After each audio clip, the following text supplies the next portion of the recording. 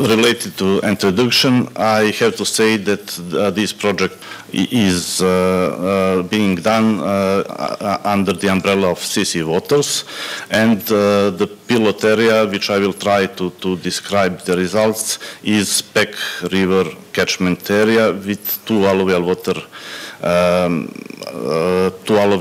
sources, Jelak for the city of Veliko Gradište at the mouth of the Pek River to Danube, and Mlaka for the city of Kučevo, somewhere in the middle of the catchment. Some general informations we have put on this slide. I will just tell maybe that the mean annual temperature is about 11 degrees Celsius for the two sites, and the precipitation is about 650 to 670 millimeters per year. Some registered trends, hydrologic temperature and precipitation are shown on this slide on the pictures and in the tables. Maybe in the next presentation I will tell much more about the trends and explain that. I would like just here to say that the trend for the Pek, long-term trend for the Pek is about 40% per 100 years of the decreasing.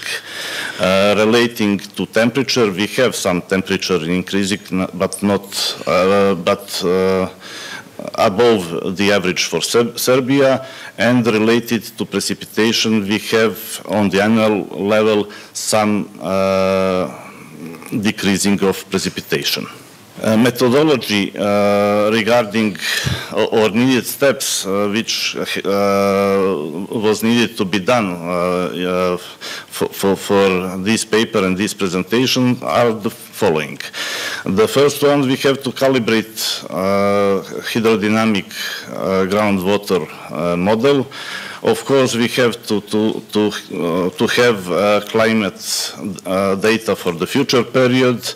We have to analyze possible land use development, including, of course, the future consumption of water for agriculture, as well for the water supply, and to have some estimates regarding river flow and river levels at two profiles.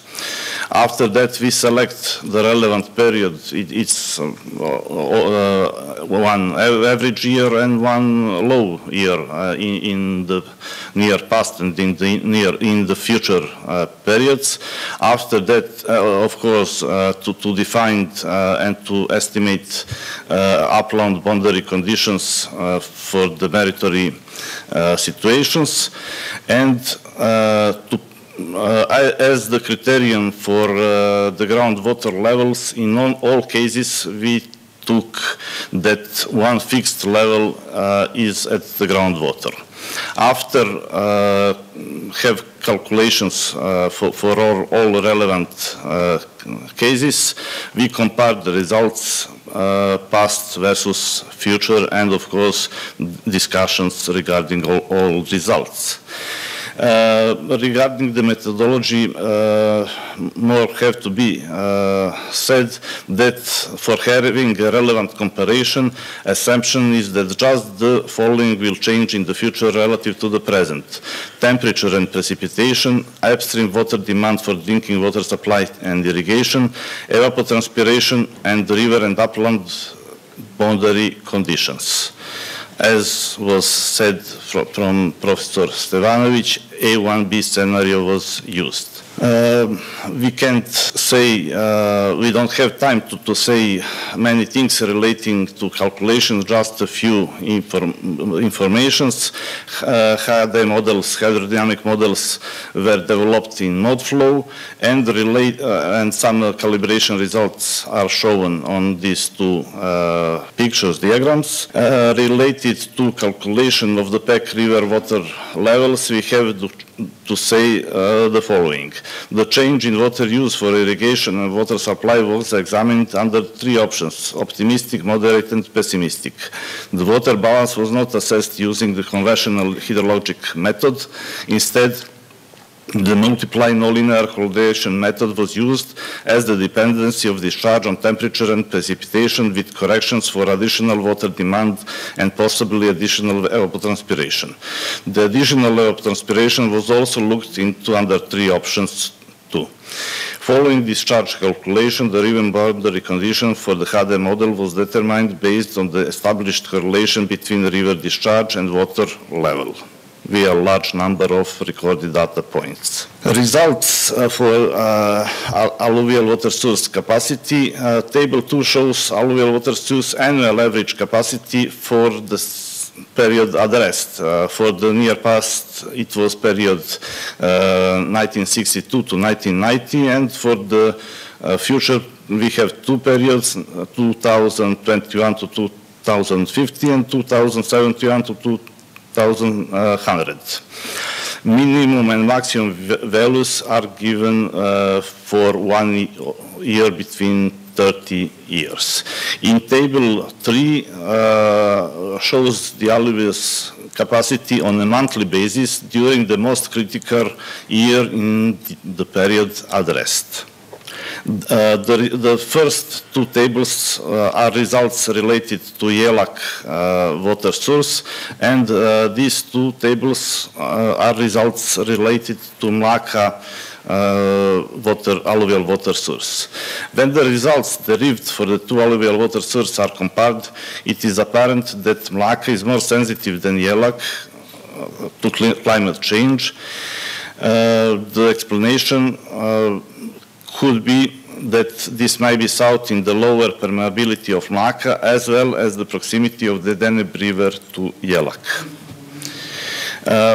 Related discussion, climate and land use prediction. Related to climate parameters, I have put on this table what we have obtained. Three climate models were done. Here I put the average of those three models. All of these data are trends for temperature in degrees Celsius per 100 years, for precipitation in percent per 100 years. We can see that estimations for the future is much greater than registered trend in the long-term term in the past, and that probably can be explained, but with scenario which was chosen. We can also see that on the annual base, precipitation is almost the same as the observed one, but the problems are related to monthly, on the monthly base, or monthly trends are especially questionable, especially August and September. We can see that observed trend for September for temperature is negative. Later I will talk a little bit more about that. For September and August also we have a positive precipitation trend, and all climate models in this project, but not just in this project, all regional climate models always take as assumption that during the summer the precipitation will much more increase than during the winter, which is the opposite from the observed trends in Serbia. Regarding land use,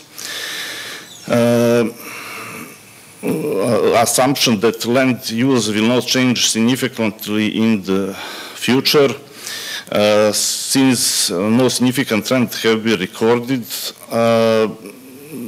it seems to be the only plausible assumption. Of course, different rates of water abstraction for irrigation were considered. Regarding river hydrology and water balance prediction and groundwater flow prediction, including boundary conditions, the river hydrology results reflect future state which does not differ too much from recorded values and trends. The predicted average annual hydrologic parameter exhibits significantly more favorable trends than those that can be deducted from analysis of recorded trends, and with regard to the critical period for drinking water supply, these parameters exhibit approximately the same or slightly more severe values. The calibration of both hydrodynamic models appears to be quite good. A higher calculation accuracy could be sought in the specification of upland boundary conditions due to sensitivity of water source capacity results to these boundary conditions, provided that a much larger database exists than was available. Uncertainty and general conclusions, and I will finish first presentation with this slide. As known, there are a lot of uncertainties always when talking about climate change. Without strong support, it seems to us that greater uncertainties are related to climate prediction than to derived results for alluvial water source capacity for one certain climate scenario. In general, the derived decreasing capacity of the alluvial source in the Peck Valley are approximately the same or very slightly higher than those that could have been expected as plausible based on analysis of all examined parameters and trends. Calculated values for alluvial groundwater sources capacity in Peck catchment reflect slightly less downward trend than for the Peck River.